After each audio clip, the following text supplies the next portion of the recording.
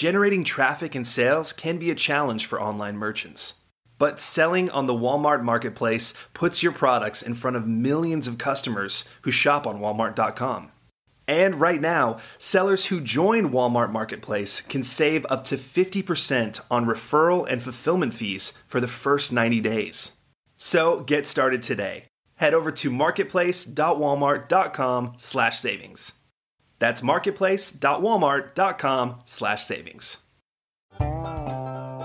Welcome to E-Commerce Conversations, a podcast by Practical E-Commerce. What is going on, Internet? Eric Van Holtz back again with another building an e-commerce business. Sam Parr is sitting across from me here in Austin, Texas.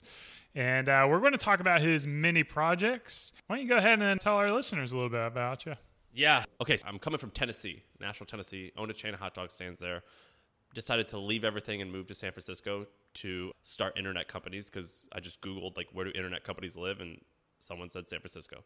So I moved out there, started a business that actually sold like 10 months later, and then eventually started this thing called HustleCon, which you were part of, or you were part of one of our events. Yep. And it was a conference. It's like a TED Talk type of conference for entrepreneurs, and I didn't expect it to make money, and it did. And the way that it got popular, it made like $60,000 in the first 6 weeks. The way that it did was I created an email list and I would talk about the speakers and stuff like that. And then I took time off and rode my motorcycle across the country, and I said, screw it, let's do it again. And this time it made $250,000 in like 8 weeks. And I didn't really want to be a conference guy. That wasn't interesting to me. But I had read the book of Ted Turner, the guy who started CNN, and I thought, that's really inspiring to build a media company. Let's do that.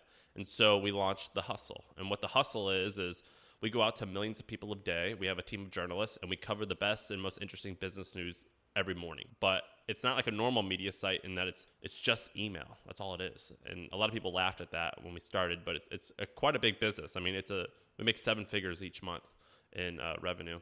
And then my vision for our company was, from day one, it was, let's create this huge email list of like-minded people, and then we're going to create more products and sell it to them. And so now we have Trends.co. It's like a private research and community for builders. So we do all these in-depth research and have communities of people making stuff, and they talk and hang out, and we give them high-quality information. That is a pretty large subscription business, and we're just going to keep on launching more stuff. I've kind of like stolen this idea from SoftBank. You know SoftBank? No. You know, like the Vision Fund. Everyone talks about the Vision Fund. It's this like crazy Japanese guy who raised $100 billion from a variety of companies, and he's like investing in all these VC companies, or he's investing in like WeWork and shit like that. Well, anyway, this guy, Masa Son, in his 20s, he started the PC magazine of Japan, and it was quite popular. And eventually he sees all his advertisers come in and they're doing well. And he goes, I'm actually going to start that company because I see the advertising is doing great. Or I'm going to invest in this company. And he ended up investing in Yahoo. And that's how he's like, oh, this Yahoo thing's cool. So anyway, I'm stealing that model, which is I created this publication and I'm just going to find interesting insights as we build and just launch that to our audience. Simple. Yeah. In theory. Yeah.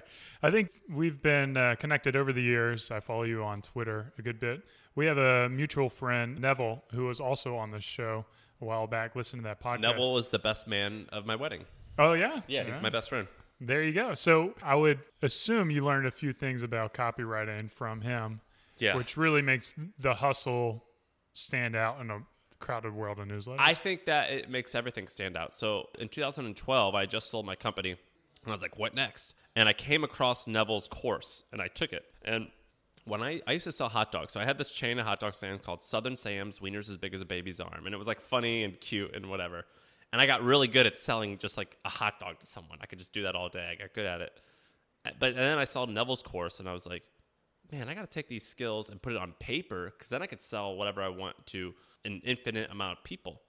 And then I learned even more. I'm like, copywriting isn't really just about selling. Copywriting is about understanding psychology of what motivates people and using the written word or even voice or video to manipulate them to feel happy, to feel sad, to write a movie script that makes people like change their opinion on like some political thing, whatever, right? It's just like you want to change someone how they feel and then get them to act. And once I understood that, it like changed my life. And it all started with taking Neville's course. Yeah. Now you've like blown up overnight, and you're definitely like a mile a minute kind of guy. On to like the next project. I have not blown up overnight, but I am. Yeah, with the hustle, I would say that. Yeah, I mean, I've been busting my ass since 15, and it does appear like I'm a mile a minute guy. I talk fast, and my brain moves fast, but I focus. I do focus pretty good. Yeah, another person I know who's really close to you is Adam, who is Adam Ryan. Yeah. Very, very focused as well. And I think he's more corporate. Yeah. Talk about that dynamic between the two of you guys. Yeah. Okay, so at my company, I don't like talking about revenue too much, but like we're well into the mid 8 figures for annual revenue. So it's like a good company. And I started the company by myself. I was the only employee and I did everything. And then I hired Adam as my 3rd employee maybe, or 4th or something. And I've known him since high school. And when I started my company, I don't know if you went through this. I thought like Mark Zuckerberg like did all the work, and then he like elevated himself to this like CEO, and he was like the general of the army, and I have no idea if that is or is not true. But what I learned over the years is that for a lot of people, that is not true. You have presidents or COOs who actually do most of the work. And the reason is like a guy like me, I'm amazing at starting something, and I'm amazing at seeing a vision, and I understand like what the world needs, and I'm pretty good skilled wise at a bunch of individual contributor stuff. But when it came to like running meetings and like keeping the train moving, so bad at it. And I read a few books that taught me, oh wait, I don't have to be good at that. And so Adam Ryan, my counterpart, he's the president of our company. He loves doing that stuff. He's so good at it and he loves it. And so we promoted him to president. And so now the way that we work is incredibly effective, where I tell him good ideas because I've got a high hit rate, but I still miss. And he tells me his opinion on them, and I go, let's do that one. And he loves wrangling the troops and being the actual general. Yeah, I mean, that's I think that's everything that kind of 1-2 punch, you know. Do you read EOS as well? And that's what we use. Yeah. So, Traction. Right? Yeah, so we use Traction in EOS. Another book that I read was, and I hate saying this because it's a stupid title, but do you know Felix Dennis? Okay, so Felix Dennis died recently from cancer, and he's kind of like Richard Branson, but if Felix is more openly vulgar and drug addict. He's like Richard Branson meets the Rolling Stones. And so Felix started this publishing empire in the 60s in England, and then eventually he launched Maxim Magazine. So he owns Dennis Publishing, which started Maxim Magazine and a bunch of interesting stuff. Then he started Micro Warehouse, which isn't a thing anymore, but it went public for $5 or $10 billion valuation. It was like a Amazon for software. So whatever. He's very successful. It's kind of like Gary Vaynerchuk, where is just a real like scrappy guy, but he's done it at a really high level. But anyway, he has this book called How to Get Rich. And it's a stupid title, but he's such a beautiful writer, and he just talks about delegating and how to like go through this process. And so I used his philosophies, and I used the EOS framework, and that has helped us. Yeah. You said you've got a pretty good vision. What's next, man? Where's the world moving? You're kind of like really in tune, being a media company. And I am. I think that like, I don't want to answer the question in the way that you asked, but I'll try to answer it like things that I'm fascinated with. So I think that this whole fake news thing is real. And I think that people's trust in the media is at an all-time low. And I'm very fascinated with solving that problem in unorthodox ways. And so we're tinkering with products to help solve that. That really interests me. In Japan, and ironically, and in China, they consume news in a vastly different way. And so I like to study how they consume information and whether or not they trust the media. And I'm going to be stealing some of the interesting things that they do and applying it to the hustle. So that's what I'm really fascinated about right now is like, how do you give people truthful information? Because what I do every morning is I go to Huffington Post and then I go to Breitbart, both extreme left and extreme right. Then I go to CNN and then I go to Fox. And I like to say, all right, where's the middle ground and all that? And it's quite hard to find the truth. And so I'm pretty obsessed with like, how do you actually give people information that is truthful? So that's something I'm obsessed with. I also think that there's going to be the shift in the next 3 years, 4 years. It's going to be quite popular. People are going to pay for news way more than they are now, because I'm not even saying my opinion of this, but people don't trust Facebook and are angry at Facebook and angry at Twitter. And I think that's going to change significantly. Yeah. will be kind of interesting dynamics as we see that shift. So how this is, of course, e-commerce. What is that tie to e-commerce? Talk about Trends and the subscription model you have and how you've been able to productize. Yeah, so that's an interesting conversation. Okay, so what Trends is you go to trends.co, and right now it's $300 a year, and we have a team of analysts, and they find interesting trends, and they write really in-depth case studies and reports on it. And then we have a community where you could talk. So if I wanted to explain it to a media person, I'd be like, it's kind of like Wall Street Journal, but not so much news, more analysts. Analysis, sorry. But here's the thing. The people in the media world are pretty much stupid. They're idiots. And they're idiots because they make all of these mistakes that the e-com folks have figured out are mistakes not to make. So, for example, most people in media charge way too little because they don't understand that you have to, like for example, if you go to like BuzzFeed, they're trying to get you to pay $5 a month for something, or they're asking you to donate $1 a month. How on earth are you going to build a venture-scaled business on $1 a month? Right. It's crazy. They also do things like they give you free content, and after 10 or 20 or 30 tries, you have to pay. I'm like, can you imagine giving like someone 10 bottles of your oil and then being like, hey, now can you pay? That's crazy to me. That is just bananas to me. And so the things that I've stolen from the e-com guys is it's also like Trends.co, it is run like a SaaS and e-com page. So you go to our website, you don't see the content that we're making. You see like a page where we try to sell you on it. We try to say, here's the benefits, here's what you'll get out of it. You can try it. Go ahead, buy it. And very few other media companies run it that way. And they're idiots for not doing that. I don't know why they don't do it that way. And so we've stolen that from reading e-com blogs, and it is way more effective, I think, than how a lot of these folks do it. They're just silly. I don't understand why people do this. They also price stuff way too poorly. Like, for example, Native deodorant? Yeah. Okay, so Moise is a friend of mine. He wanted to charge $13. What does he charge? Maybe $12 for deodorant when he started. And when he did that, people were like, $12? What are you talking about? Because normal deodorant is what, $3.50 or something? Right. But he knew yeah, but it's going to cost me this much to acquire thing. I can present it as a higher more luxurious, and it worked. And a lot of e-com folks are now doing that, where they're understanding like how to bake in your CAC and to make your contribution margin interesting. And that's what we do. I follow all that stuff. In the media world, even at like some of the biggest media companies in the world that you probably know and read about, they don't even think about that. And that's mind-boggling to me. They don't run it like a proper D2C business. Yeah. How are you guys acquiring customers? And like, obviously you've built this brilliant newsletter. I mean, is it just something that just sells itself because the writing's so good? No. Or? So with the hustle, so let's just say that we have 1.5 million. I'm not giving exact numbers, but let's just say hypothetically it's 1.5 million subscribers. Ideally, you can convert on your guys' list.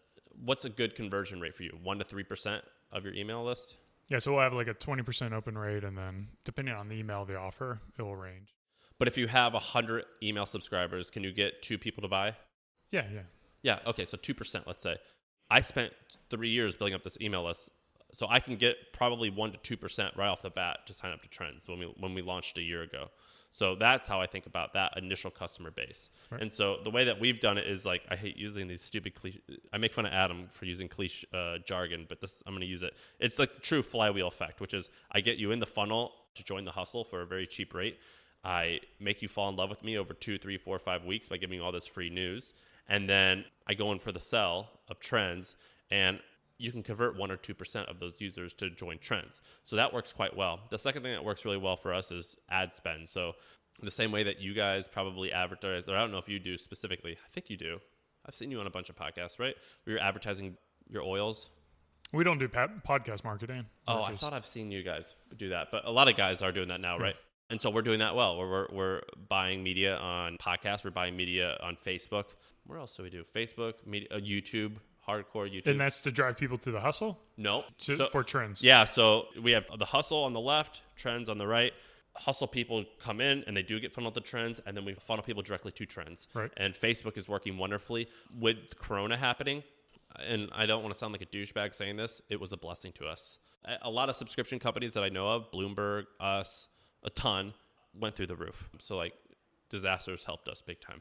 Yeah. I guess like the hard thing that I have never been able to figure out is like, how do you get an email list of 1 million people or 1.5? Because don't you have that churn eventually? Yeah, I'll explain. One, it's freaking hard. But I'll tell you how we got our first 100,000, 500,000, and then 1 million, and how we keep it. So the first 100,000, I did exactly what you do all the time, probably. What I would do is I would spend all my time on Reddit, and I would find interesting subreddits and comments that I thought I could exploit, like get traffic from. For example, when I launched the company, in the first year, we had 1 million subscribers.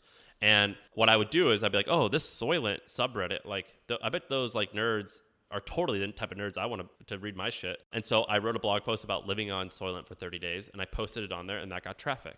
And I would do that repeatedly. So the very first blog post we ever wrote was, I knew this guy who was making 60 grand a month selling Kindle books, and the way that he would do it, though, was so sleazy. Like, he would plagiarize books on how to pick up women and retype them and then put a sexy cover, buy fake reviews, and then boom, it would shoot up to the top of Kindle, and he would make money off that. And I thought that was stupid. I was like, I don't agree with that, but I'm going to show everyone how that's done. And so I became a best-selling romance author. So it just so happens that romance novels have the highest velocity or the highest liquidity in the marketplace. Women buy this shit like crazy. It's like they're porn. And like I found out that like women, like interracial romance novels, like people love them, high liquidity. Women who want to have sex with military men, huge. And women who are fascinated with wolves, like vampires, that type of thing was huge. And so we just made this book called Captivating Claire about like having sex with werewolves, and it was just it was nonsense. It took off. It became a bestseller on Amazon Kindle, and we wrote this article about it, and then I posted that on like the self-publishing subreddit.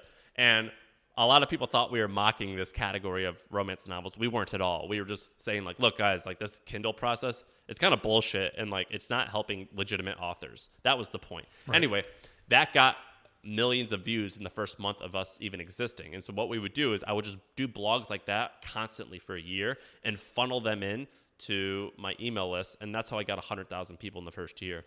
And when we first started, what I would do is I would email them new blog posts, at first once a week, and then I was like, let's do 2 days a week, and let's do 3 days a week.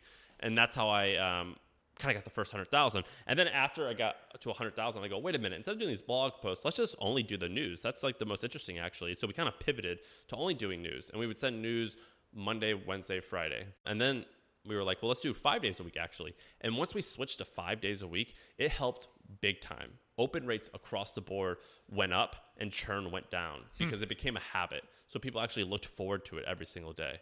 And so like we still get 1 million uniques to our site a month. So that like growth engine still exists of like these old blog posts that I wrote that still gets traffic. And so then I created an ambassador program, and that helped us get to like 300, 400, 500,000. And then around this time, I also started doing paid marketing. So let's just say that like an email to us is worth $15. I'll spend a lot of money if I'm getting new email subscribers at $2.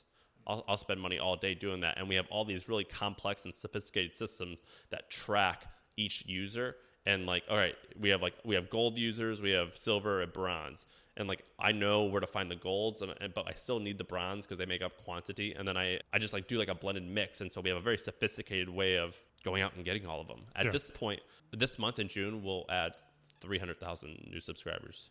Net. With the churn. Yeah. And the churn, maybe 4% a month. It adds up. Yeah. You gotta make it work. It's hard. Yeah. So would you say like the majority of your new subscribers coming in now are through paid channels then? Or do you still have that pretty strong Maybe organic? 50-50. Okay. I don't know off the top of my head. We have a lot of organic. I mean, like 2,000 people a day just type in thehustle.co and sign up. Yeah.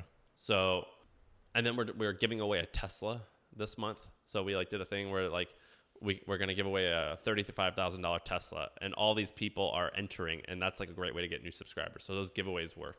And do those people engage though, or do they churn pretty quickly? So we have a way they have to double opt-in. And so remember how I said we have gold, silver, and bronze? Like, so like a lot of those people are going to be bronze. Yeah. But it's so many people that what I can do is like after 2 weeks, if they don't stick with us, we just cut them. I'm like, all right, you're done. And then we have an onboarding sequence to get to like put our brand in their face and be like, this is what we're about. You're either in or you're out.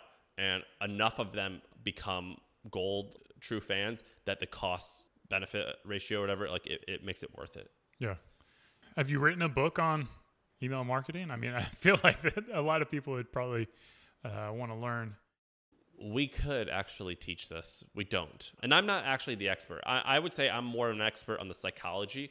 So like what we did when we first launched, like if I have 1 million people coming to my website, I can get like 5% of them to become fans. And that is what I'm the expert at, of like, how do you like get someone who's coming to you transactionally and like break their frame and get them to love you? Yeah. I'm good at that. The technical details of doing all the analytical work of looking at who's a gold, who's a silver, who's a bronze, and what's the blended CAC and all that. I am like an architect in that I can understand the language that they're talking, but I'm not the construction worker. I legitimately can't make that stuff. Our team who does that, they're just brilliant. We've also built a lot of our own CMS. So our email sending technology, we've made it just for all this stuff. And it's shockingly complicated. Yeah, it doesn't surprise me. I think one of the keys here is a lot of that growth is from remarkable content, right? You know, doing that's step things, one, right? Yeah, yeah. Which is like, we're good. Yeah, so like it is so much people think it's like, oh, you know, like I got to send out 5 emails a week or whatever. And then all of a sudden it's like, well, they're crap emails, right? Yeah. And like, that's step one. We haven't even discussed that. Step one is like, make good shit. It's like, if your guys' oil sucked, like who gives a crap if your marketing's good? But how do you do that? I mean, like, what are the steps that get you there to have that creative space? Is it something that you can learn, or is it? I think I was born with it. I think that some people are born. It's just like a sport. It's just like playing piano. Like some people like are just born better, but most everyone can learn to a basic ability.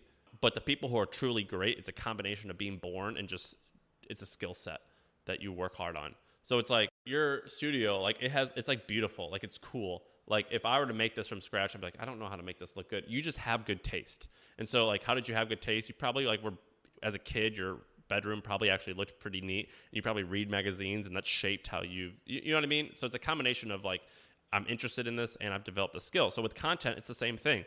Most people are horrible at it. Yeah. And the problem is that because everyone literally can write, they think that they should write. And that's not the truth. And so what I tell people is, there's a few things. Like, I can teach you the framework that captures people's attention. I mean, there's like a handful of emotions that I know if I pull on those emotions, I'm going to get you to do something. So like, if I evoke awe, you're going to share an article. If I get hyper local, like if I only say like men who are 6'5" and have a beard, this one's for you. Every man who has a beard that's 6'5" is going to read that thing. Right. So like there's maybe 6 or 7 like tricks, like strategies that I can teach someone and that will help them. And then in terms of writing, there's a handful of things that I could tell you that will make you an 80% better writer than you already are. For example, only write at a 6th grade reading level. And you write at a 6th grade reading level by using Hemingway. It's an app, HemingwayApp.com. It's free. You put your shit in there and it will tell you you're writing at a 9th grade reading level. Only do it at a 6th grade reading level. New York Times, for example, I think that's at a 6. So USA News is 4th grade. So write at a simple reading level and use Hemingway app to figure that out. Keep sentences below 25 words. Keep paragraphs below probably 4 sentences. Don't use adverbs. Don't use commas. Use periods instead. I could like go on like a handful of things like that, and that will make your writing better. Right. But that is just like the structure of it, which is quite important. The stuff that's even more important, though, is like, what are you saying? What do you have to tell me that is interesting to me? And I always tell people the best way to become a great writer isn't actually to learn how to write well. It's learning how to live well. You just have to be an interesting person. You know, it's kind of like picking up women. It's like, what's the best way to pick up a woman? You work on yourself, you know? I thought it was by lifting them up from under the armpits. Well, yeah, that is a way to pick them up. But it's like, how do you meet? Like, I remember when I was like 16, I was like, I want to meet girls. What are the tricks? And then someone was like, there are no tricks. You just become like an interesting, great, confident person.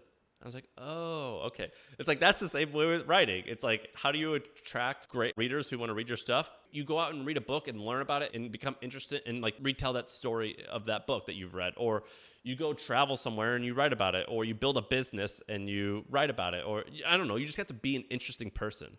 And so that's kind of like the unfair advantage, I think, for being a great writer. Yeah. You know, I think the challenge, if you're on the early stage, like you're a entrepreneur, right? Like, how do you make that transition where you're not yet confident, so you're not yet interesting? No, but that's a flaw. That's a false. What you're saying is totally wrong, because even if you are just starting, there's something interesting there. Talk about your journey just starting. That is interesting. Right. That is interesting. Or you could say, like, I read this book, like, I'm really bad at public speaking. I'm about to start a business, and I think that public speaking is going to be very important to my life. I'm incredibly afraid to do it, but watch this. Here's what I've learned reading this book. Here's a photo of me, or here's a video of me speaking in front of a few people. I've read this book. It taught me X, Y, Z. At the bottom, here's a video of now how I've just changed my speech. That's interesting. That's cool stuff. And all you have to do is spend 5 hours reading a book, talking about it. Yeah. And being vulnerable, right? That's being vulnerable. That is a great way to do it. Like, interesting is, like, to me, like, you know who's the most interesting? Dorks, nerds. Like, people who have the weirdest hobbies that they get laughed at. That is awesome. Right. Like I'm a beekeeper. That's my hobby. Like, if I can just sit here and I can entertain someone for an hour about beekeeping, even though, like, it's like the stuff that, like, you would have been bullied for in high school, it's cool. Right. You know what I mean? I've watched that documentary on people who are getting, like, high scores on vintage arcade games. And that's interesting. Yeah. Like, totally made a documentary about it, Yes. So I think that, like, interesting doesn't have to be, like, you're Dan Blazarian. Interesting could be, like, let's say you're a designer. Let's say you want to start a design business. Interesting could be like, isn't it funny how all of the logos nowadays look like this? And people constantly say every logo looks the same. That actually happens in every decade. For example, check out how all the logos in the 1930s look this way. How about in the 1940s? They look this way. Here's why. I just made all this up. I have no idea if this is true. But that's, like, an interesting thing. Like a nerdy, dorky thing that is really cool. Yeah. What are some of the e-commerce companies that you admire that do things right that should be kind of like benchmarks for our listeners? My good friend, someone I really look up to, is one of my best friends, Roman Khan. He runs this company called Raycon. Have you heard of Raycon? I'm not going to reveal any of their numbers, but they are the best performance marketers I've ever seen. Raycon.com. Named after Ray J. You know Ray J? He's like the face, like the guy who had sex with Kim Kardashian. It's a thing, man. I'm showing my age. Yeah. No, this happened years ago. This is what made Kim Kardashian famous. If I haven't, the sex tape. Anyway, that was him. So anyway, he's like this cool influencer guy. And anyway, he's like the face of it. But they sell wireless headphones for $100. So it's like a cheaper version of AirPods. Okay. And they're the best performance marketers I've ever seen. And the way they've grown is amazing. Who else is doing things well, you think? Yeah. Are they VC backed or No, they're profitable? Yeah. Whatever you think they make in revenue, multiply that by 5. That's probably what they make. What else? What was the question? Well, we talked about good Moise benchmarks? with Native and what he did. It was pretty impressive. He didn't work there anymore. He sold it, but what he did was, like, the best. I mean, I think that Moise and I started our companies in the same office, so we were together when he started it, and just the amount of work that you can get done with just one person is just astronomical. And that was very inspiring to me. And I think the way that he operates is the way to go for a lot of people. Not everyone. There's a lot of flaws to it, but for a lot of people. What about e-com? Who's doing it right? I think that many are doing it wrong, I would say. Like, for example, I cannot stand how we are all using the same lowercase letters and the same colors. It's just like the most basic shit ever, and I find it to be so uninspiring. And if I worked at those companies, I'd be like, so boring. Like, come on, guys, let's push the envelope a little bit. Yeah. I cannot stand that.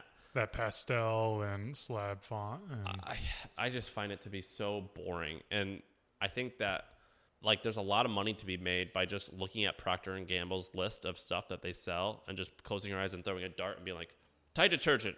Okay.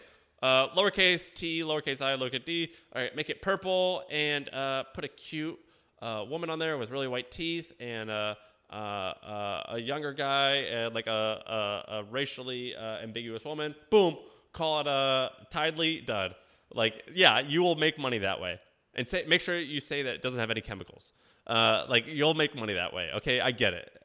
My issue with a lot of the D2C folks is that they aren't actually creating superior products, and that has always frustrated me. I want to support these folks who aren't marketing companies, but who have, like, the best products, and they also are good marketers. Do you know what I mean? Yeah. And that's quite frustrating to me. Do you experience that? Well, I mean, we'll take you upstairs and get you some of our products. But you know what I mean? Like a lot of this is out there where they're like, yeah. It's just to me, it's just surface level stuff. I want to support brands who are authentically caring about what they're producing, and caring about their vision, you know? Like away travel. Yeah. Like, I don't think that suitcase is particularly that nice. And that always pisses me off because I'm like, you guys, your brand's cool.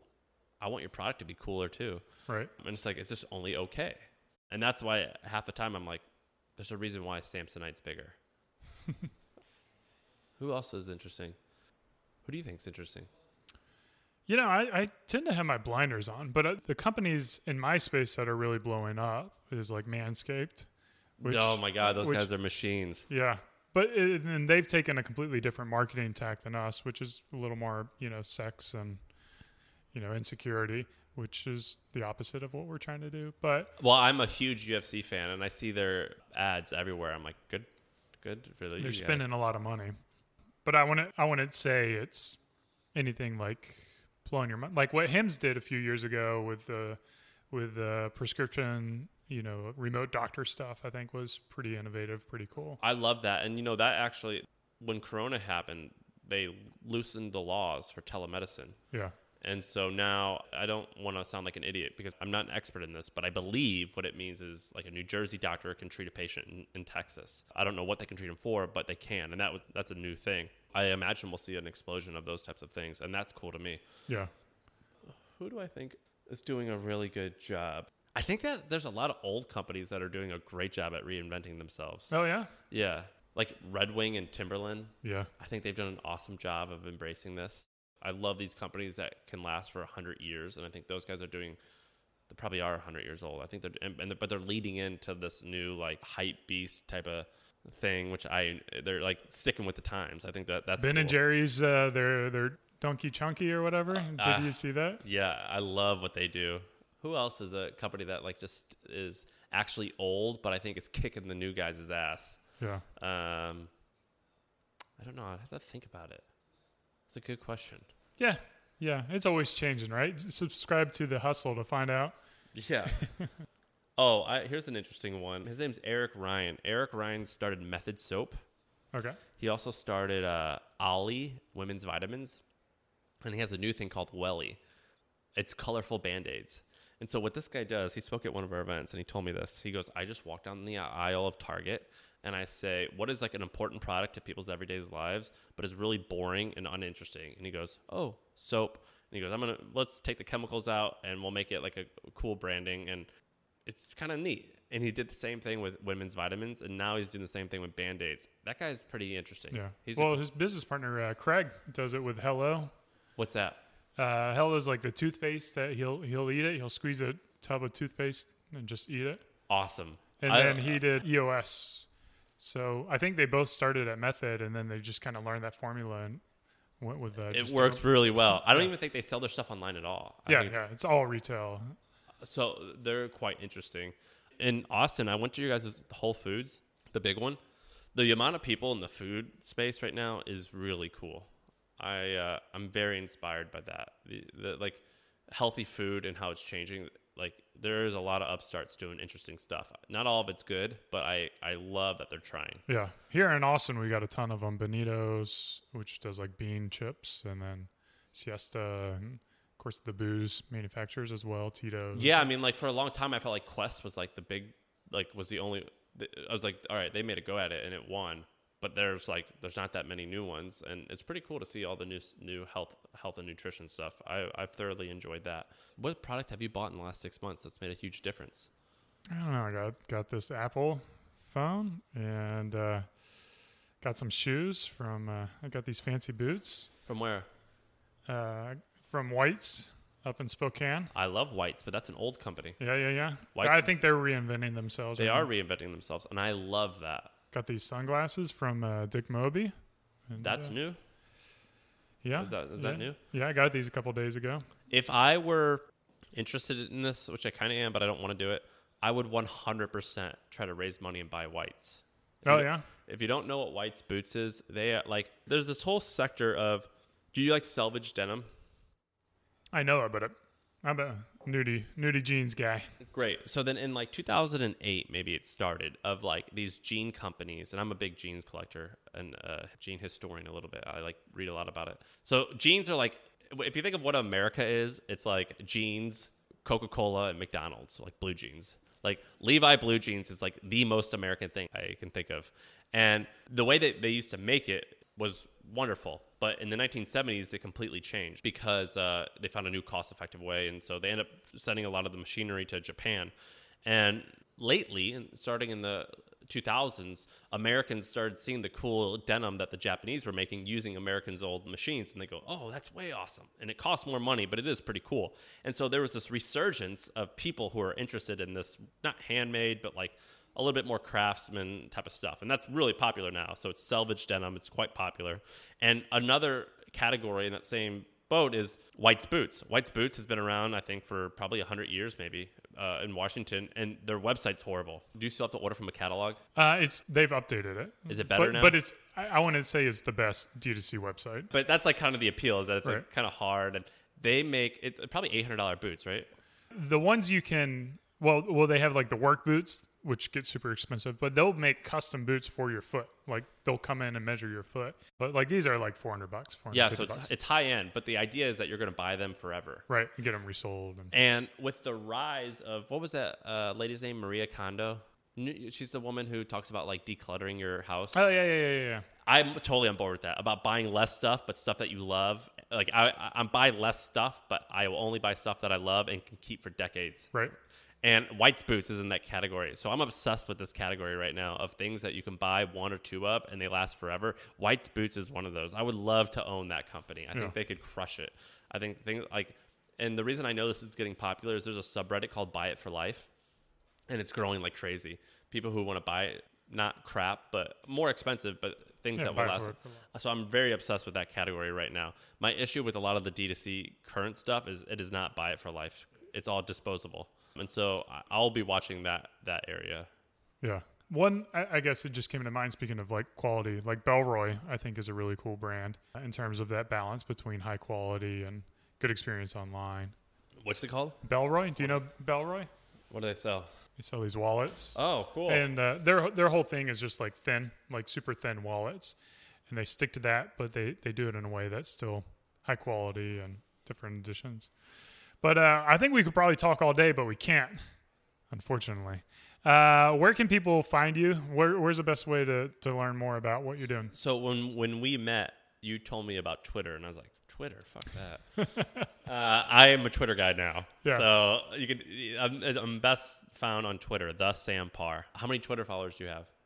10,000, 20,000. What are you? I want to make it like everything. I need to make it a competition. Oh, okay, yeah. I need to validate myself by my follow count. I think you'll win. No, I think you're up there. You've got 17,000. What do you have? And I have... I think you probably have 50. No. I have 12,000. 12.6. Oh, I beat you. Yeah. The student has become the master. So anyway, I stole from you, and now I'm on Twitter. So the Sam Parr. You can find me. If you want to sign up for The Hustle, just thehustle.co. If you want to sign up for Trends, definitely do it. It'll cost you $1 for a week. And if you don't like it, just click cancel, and you're only out $1. So trends.co. Sounds good, man. Thanks for being on the show. And to all of our listeners, hope you enjoyed it. This has been another Building an E-Commerce Business. I'm your host, Eric Banholz. Cheers, and keep on growing.